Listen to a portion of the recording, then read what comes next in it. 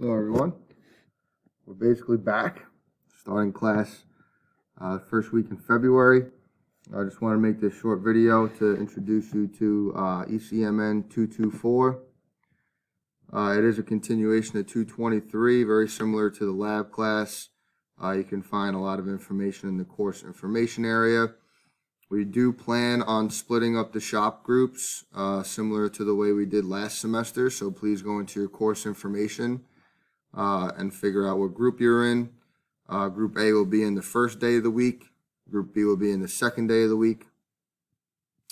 The syllabus is in there, and then the weekly modules. So the same design here we have in some modules.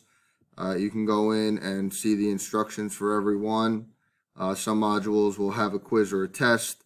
Most modules have shop jobs in them, and there is some at-home assignments that you need to do as well. So please, you should review the lecture material each week inside of the module, and then you should go into the module assignments and do the assignments associated with that by the end of each week. So there's a start date listed. Okay, let me just jump back out. There's a start date listed for each module, a little bit about the topics in there. And then you guys should complete that within 5 to 7 days. Okay, so please make sure you're staying on top of that. And we'll see you in a couple weeks. Welcome back.